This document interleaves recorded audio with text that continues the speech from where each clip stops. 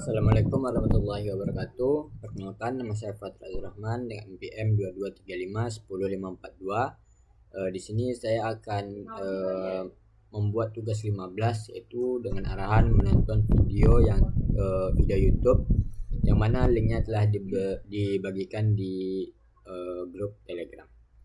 Baiklah, langsung saja. Ini adalah video yang harus ditonton untuk sebagai materi pertemuan 15. With Expo is incredibly easy, but at the same time also kind of confusing. Let's talk about all the ways how you can build your React Native application with Expo, including local builds, EAS, Android Studio, Xcode, and everything that you can do.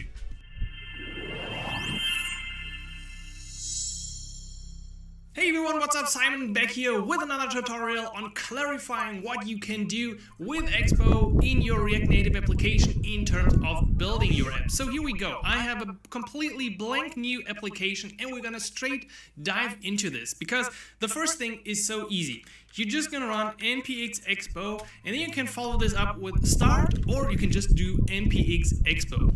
This is the easiest way of building your React Native application with Expo. It will give you a QR code that you can scan with your Android device, with your iOS device, or you can simply press A, I, or W to open Android, iOS simulator, or web. So I will just go with I, which will bring up the iOS simulator. I'm gonna place it somewhere here. At the same time, I will show you this is my device, and we see right here I do have an Expo build running on my computer. So now on my actual device I can also launch the Expo Go application and I will get the preview of my application. So this is really the easiest, the fastest way to build your React Native application with Expo. However, there are considerably downsides to this. Just want to show you quickly to clarify this. We do have live reload in here if we're using this application. And the cool thing about Expo Go is that we can now also, for example, press Control-Command-Z. There's a different shortcut for Android, which opens up this nice view. We're gonna come back to that later, but just keep in mind, this is not the default debugging view of React Native. So, how does all of this work? I just wanted to really quickly dive into and show you how fast it works. This is an application that comes bundled with a lot of SDKs from Expo. That means if we're using the camera, some kind of contact plugins, file system, whatever it might be, it is usually already bundled with this application. You can just use it right out of the box. However, what if you want to use something like React Native Vision Camera or some other package with native modules that is not included in this app? Well, then you have to turn to something else, and that is what we're going to talk about in the second step. So it's really important to understand that Expo Go is a great way to quickly spin up your application. It is okay for using it while testing. You can use it like the complete time if you're only using the Expo SDKs and modules here. Then it's completely cool. However, there's also another downside right now. Since Expo SDK 50 or 51, there's only one version of Expo SDK bundled with the Expo Go app. So in the past there were multiple SDKs included. That's not the case anymore. So you might get into problems here and there as well.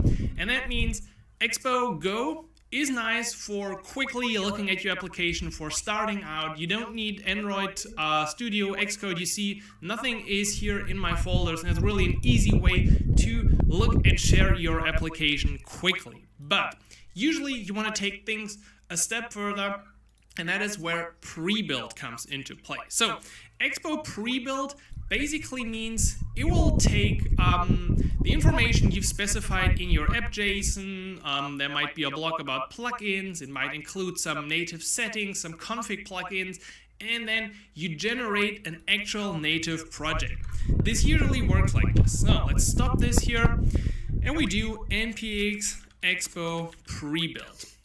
We don't have to follow this up with anything. This usually now asks us, okay, what would you like to name your package? This is the bundle ID. We'll just stick to the default here. Same for iOS, and then it will create native folders for Android and iOS based on our application. Now, Here things get a bit more complicated because you can now launch them through Android Studio, Xcode. You can continue to use the Expo CLI. There's the term continuous native generation.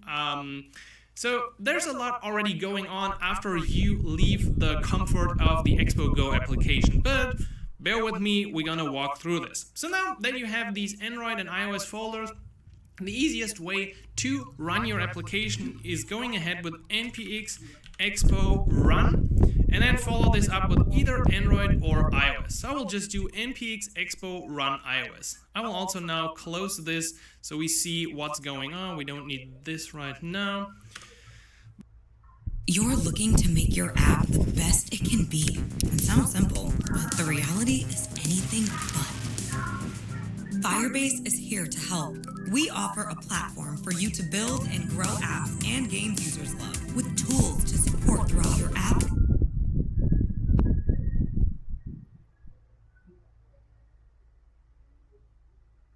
By the way, if you run no npx prebuild and just run npx expo run iOS, it will actually also on the first run do a prebuild of your project. So it's kind of the same.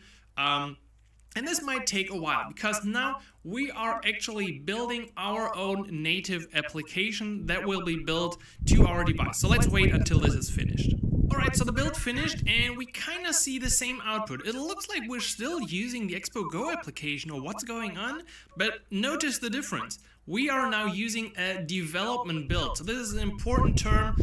There you can actually still switch to the Expo Go app by pressing S. So now we have a build and the simulator here asks if I want to open this, so I click open and we get kind of the same experience that we had before. Once again, we should have live reload, so I can change something and it quickly changes in here as well.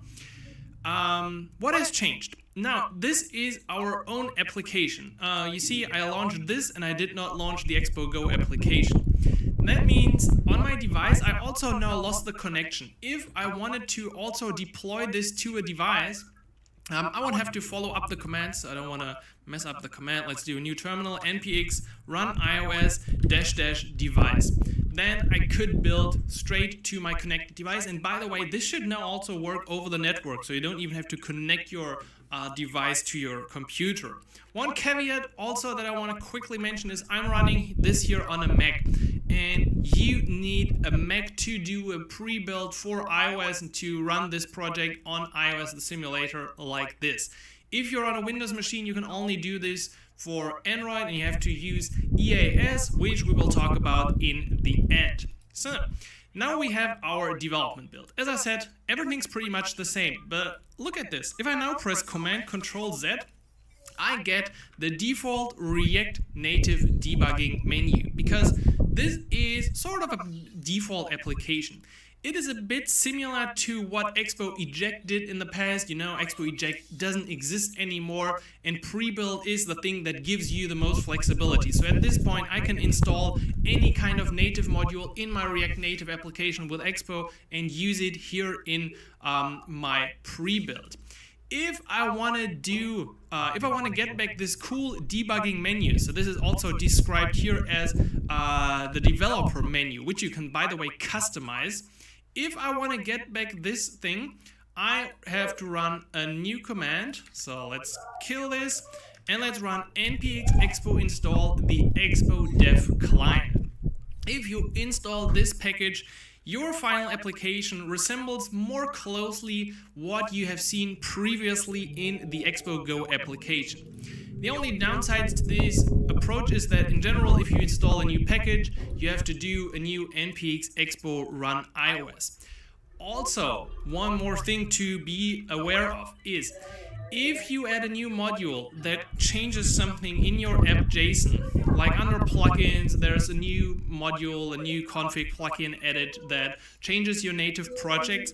What you have to do is usually run again npx expo prebuild -- clean. Okay, so you don't need true or false at the end, you just need npx expo prebuild clean. This will basically wipe out your iOS and Android folders in your project and do a new clean pre-build based on everything, all the information in your app JSON.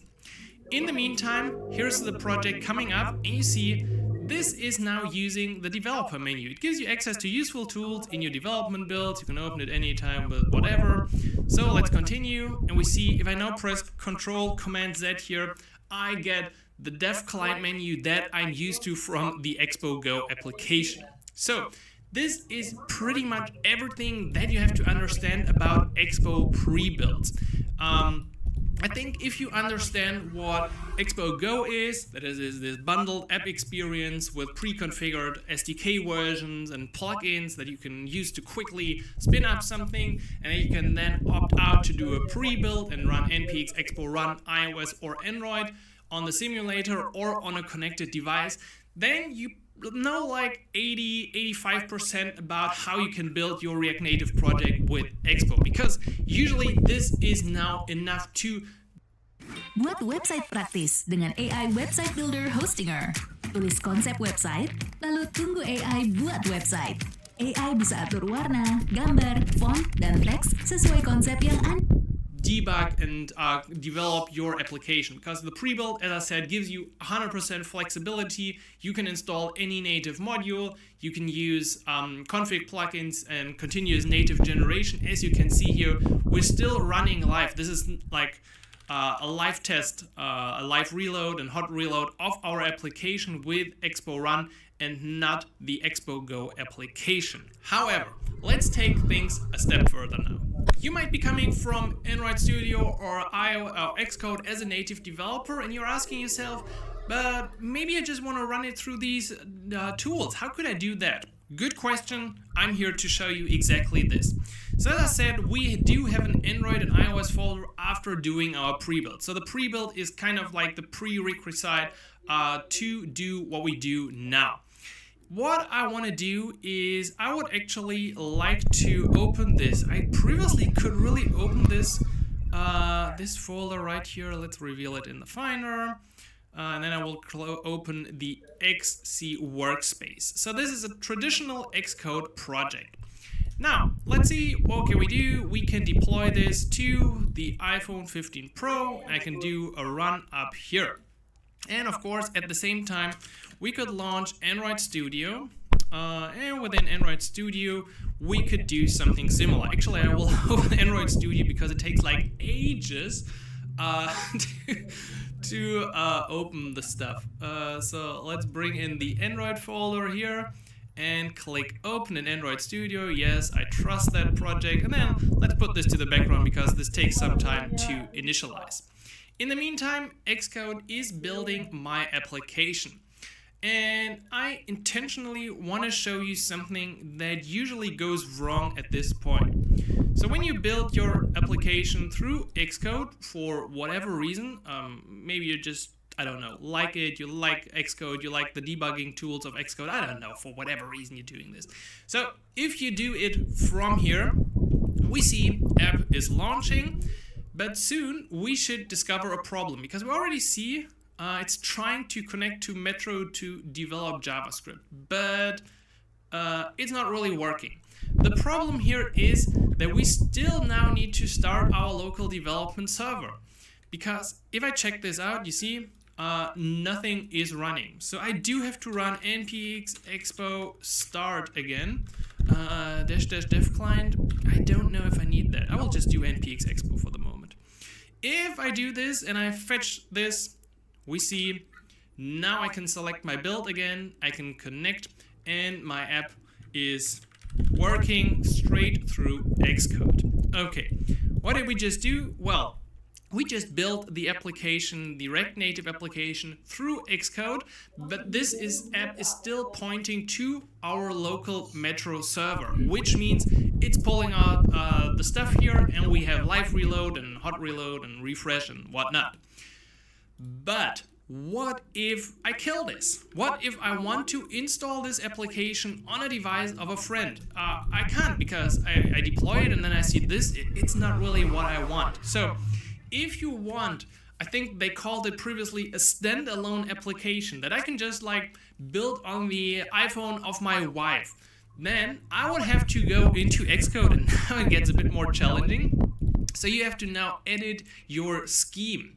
You have to edit the scheme, and you have to go check here the build configuration. Right now it's set to debug. I will now set this to release, and I will close this. And then I will run this again to my simulator. Okay, so this is now building again. Hopefully it's not failing. And we're just gonna wait for a moment. And then we're gonna see what happens here to our iOS build. Alright, so this build took really long, like about 5 minutes. I'm on a pretty fast MacBook, but this was really still super slow. But notice what we do have now. We do have this project. If I change something in here, ooh, we're not connected to my server anymore.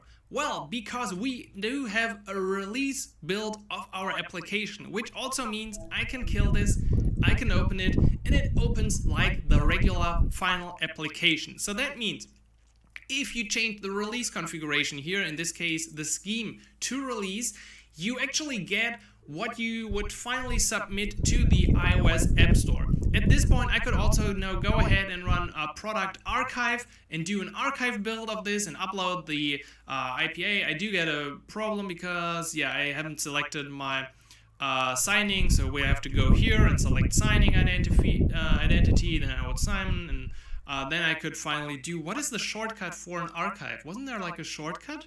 Did they remove that? Anyway. So this is the release build that I could build to some application that is not using a local development server, but has really bundled everything inside. I don't want to do this again. Not again, please don't do this again. Okay, so the thing about this is that if I now do changes here, if I like change the minimum deployment target or the display name, and if I later refresh the project with pre-build, these settings would be removed. So be careful about applying changes right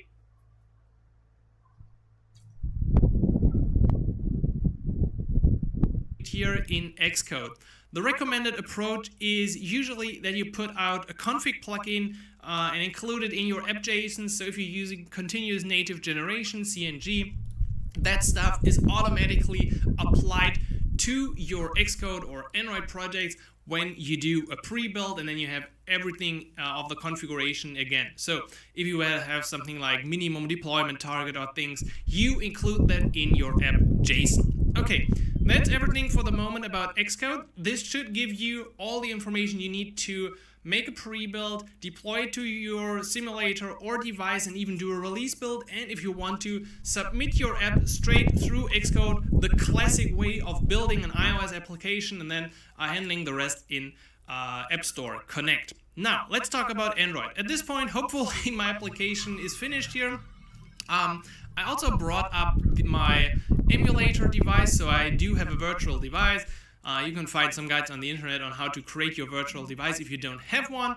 And then I will simply hit play here, or whatever that button means, which will build my Android React Native Expo application to my emulator or whatever device that I select up here. However, we're gonna run into the same trouble that we had with iOS, which means this, in the default case, is using a development instance, which means we have to do npx expo to spin up my local server, to spin up Metro. Yeah, I should probably clean this. I don't know why I sometimes get this. It's not really causing any problems, but it looks so ugly that I just want to get rid of it. So let's do npx expo again. This will start this. It is using, once again, a development build. And meanwhile, we see my app here on the emulator. Let's close this one behind this, and I'll select my server. We see it's loading here, and I do get my live development environment. Okay, so here we go, Android, quick change, and it of course instantly changes in my emulator, or if I would deploy this to a connected device. Good. I don't want to go through the whole process again because it might take time, but I just want to show you that if you want to do the same thing that we just did within Xcode with Android Studio, for whatever reason, because Android Studio comes in my hierarchy even way below than Xcode, you could go on the side. So let's see if we can see this.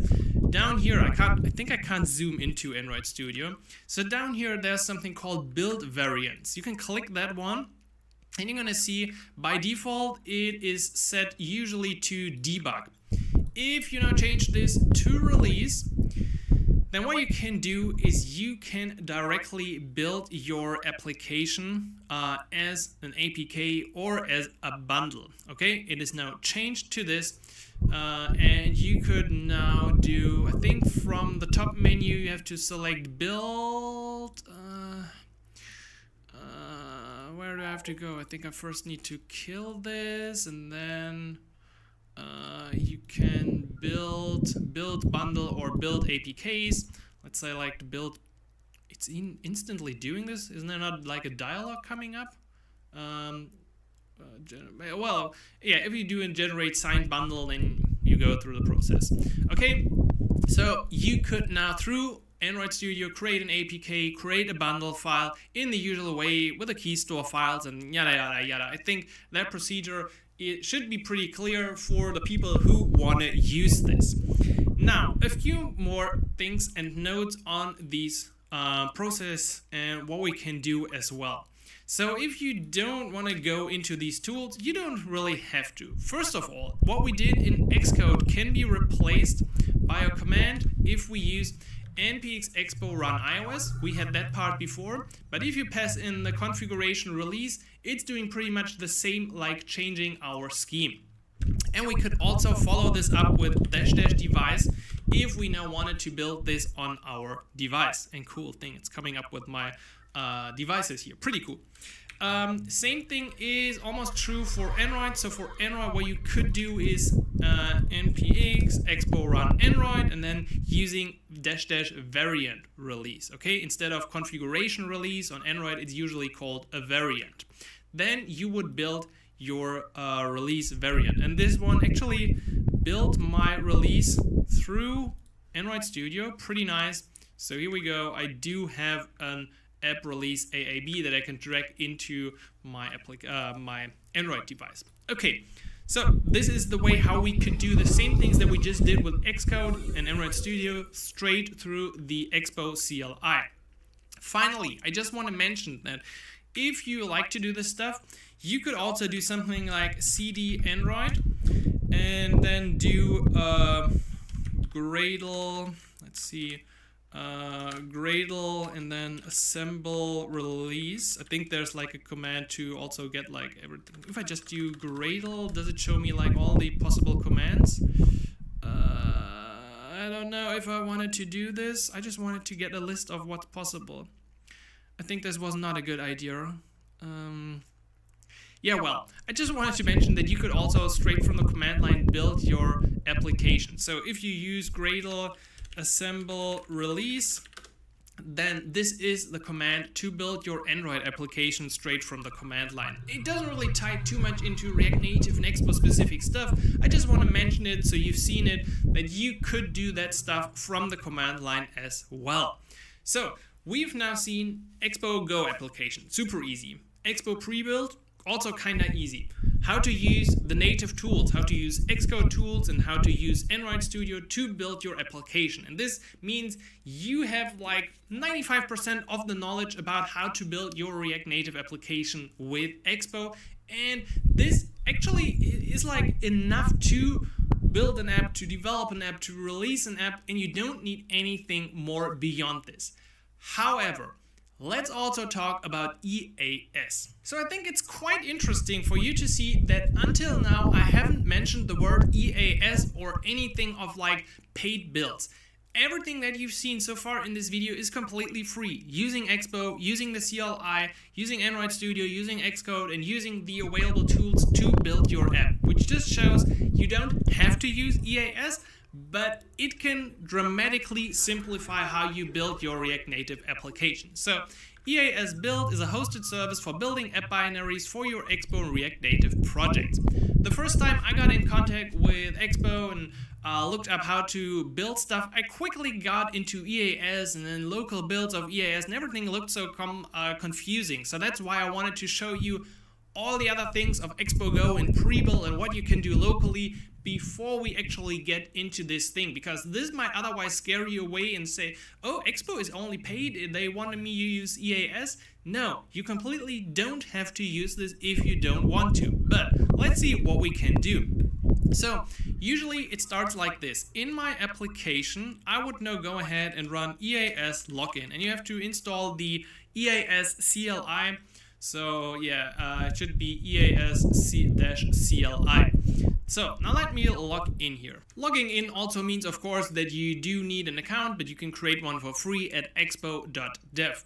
Once you are logged in, you can run EAS build configure. So that configures our local project, okay? Would you like to automatically create an EAS project in your account? Yes, I do want this. So this is now creating my app in the dashboard right here. So if I go under projects, what did I call this right now? I think I called this Expo build, right? At least I hope so. Okay, which platform would you like to configure? Let's say all. Alrighty then, your project is ready to build. It generated an EAS JSON. We're gonna have to look at that in a second. And I can now run EAS build when you're ready to create your first build. Alright, let's first of all check out the EAS JSON. So this is a file that just specifies a few things about our project and how Expo can now build our Android and iOS application in the cloud. If you now want to build for iOS, let's talk about this. First of all, there's a block that you can add to your EAS.json. So for Android, this is quite easy. If you want an Android emulator build, for iOS, we need this little block usually. So let's put this right here. Okay, so this is now a development simulator build using the development client. Once again, what we installed in the beginning, you should now understand what development client means. I want to distribute this internally, and for iOS, I want to use the simulator. So at this time, I want to create my cloud build, and I could now run the following command. Okay, EAS build -- profile, the profile we just added. Go away. Go away. So development simulator is the name right here of my profile, and then platform iOS is the platform iOS. All right, I can hit enter, and what happens next is that this would be built in the cloud on the Expo servers, and because I'm on a free plan, I usually get like in a lower tier. I do have some free builds per month that I can use. But usually if you're an agency, a company that's serious about that stuff, you would usually upgrade your account so you're in a higher tier of that queue.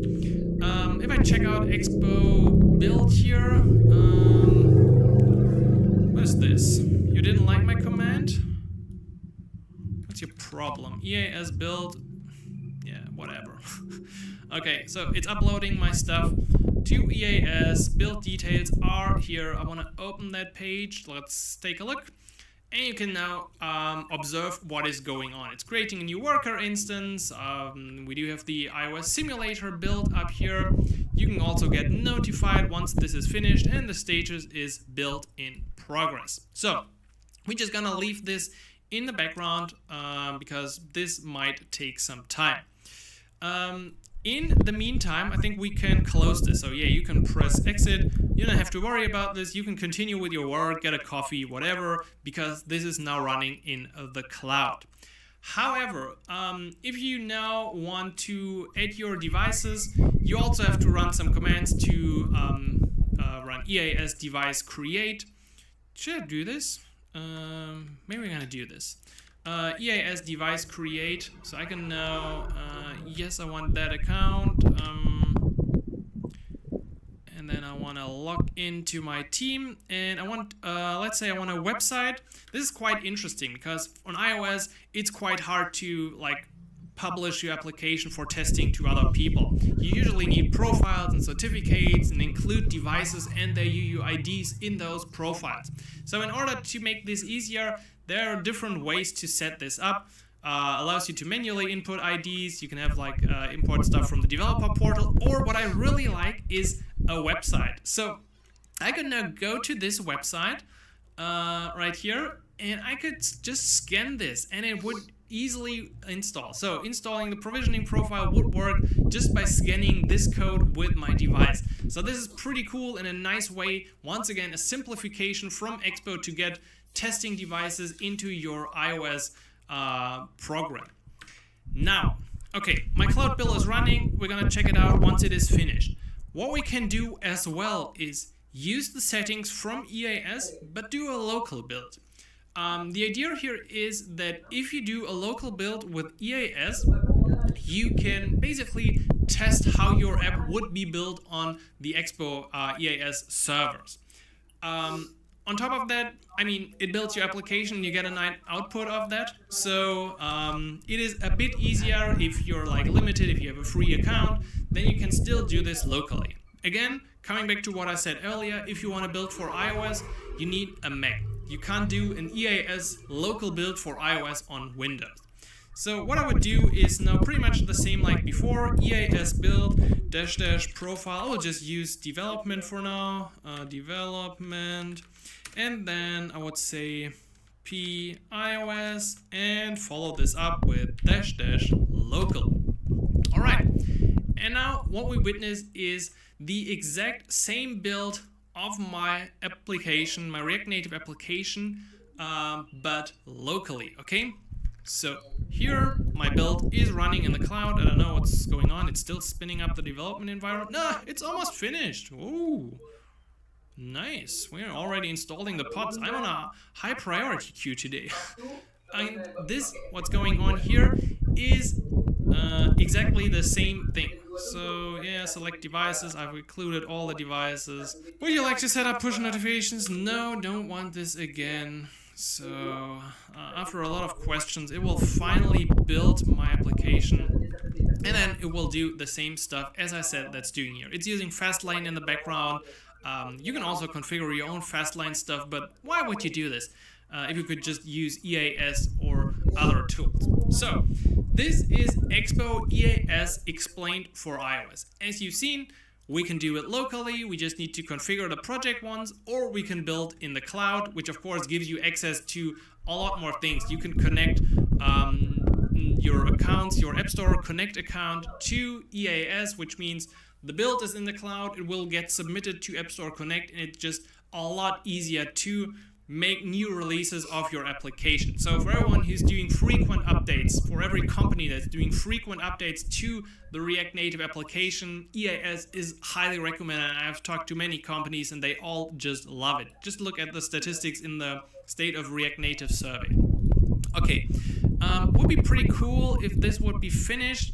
It's already running Fastlane, so maybe let's wait a second until this is done. Alright, in the meantime, a few things happened. So locally, I ran the command to build an iOS application with EAS. It generated an IPA file, as you can see, but it put it into the Android folder. I'm not entirely sure what went wrong right here, because this file here should be at the top level. It's because I'm in the Android folder. I ran the command from the Android folder. Okay, so my bad. Usually this file happens right here, and then you have your IPA file that you can deploy to an iOS device if you want to share it like this. Okay, this is my local EAS build. At the same time, I also ran the cloud build. For whatever reason, that failed, and it failed at an upload task to Google API. So I definitely didn't want to upload my archive in the first place, so I don't know why this failed. Anyway, I'm going to show you something that succeeded in a second. Also, in the meantime, what I did is Sneaky Simon ran the same command for Android. So we do see, if I go to development builds of my project, I have an Android internal build as well going on. It's currently building, it's running Gradle, prepared the credentials, so probably in a minute we should see my APK file that I could download here as well. However, I did this upfront to test things, and of course here in this showcase I have this finished. So if you successfully do these things, you can usually see something like this. You get a download here. I can download. This would give me a tar file, and of course the same here for Android. I could install this just with a QR code, with a link, really doing a lot of easy stuff. However, both also have this button to open with Orbit. So if you're interested in Expo Orbit, you can read about this right here. It's a cool extension that you can install for Mac and Windows, and then you can like directly run a build on your device. If I now click Expo Orbit here, you don't see it. I can select a build from EAS, but it's kind of boring. So just check this out yourself. But with Orbit, you could now directly deploy this EAS build to your simulator, to your devices, and it makes things once again a bit easier. So regarding EAS, you need to configure your project with EAS. Then you need to sometimes create devices and upload credentials, and then you can build your project either locally with EAS or as it is intended in the cloud. If you do a cloud build, you can do, of course, both iOS and Android. You can't do a local iOS build on Windows. And you can finally use these archives to directly connect them to App Store Connect and Google Play Store and submit them and easily build out these pipelines or do the builds locally. And with Expo Orbit, you can just easily install that stuff later. Okay, that's almost everything I wanted to show you. I just want to mention one more thing, and that is the great course from Katie Kremen here on Egghead. I usually don't promote Egghead because on Galaxies you have basically all the courses that you need, but this one is free and it's really a great resource. If you're interested in more build and deploy React Native apps with Expo EAS, she covers everything of that process as well in this course, so you can check this one out. We do have another course on building and publishing your app on Galaxies as well, so for all Galaxies Pro members, you should find a similar resource, and maybe I can also convince Katie to create a course for Galaxies in the future. That is my dream. I really hope this video gave you an overview about how you can build your React Native application with Expo the different ways. We've talked about Expo Go, the easy way, Expo pre-build once you use your own native modules and need more freedom than Expo Go, how you can use and leverage Android Studio and Xcode to build your applications locally, to create archives or even submit your application. And we've covered EAS, which can help you to build things. For example, if you're on Windows and want an iOS build, you can do this with EAS in the cloud, or you can use EAS to easily build up a pipeline of build, commit, release your application to App Store Connect, Play Store, and just have everything covered in one place that works really, really flawless. You can also do app updates, over-the-air updates. Really, there's a whole lot more to EAS. So let me know if you have more questions about EAS. We can do a specific course or video on just doing EAS, or you check out the resource from Katie. So thanks for watching. Make sure you stay subscribed. Check out galaxies.dev if you want more guidance, more projects, and more videos.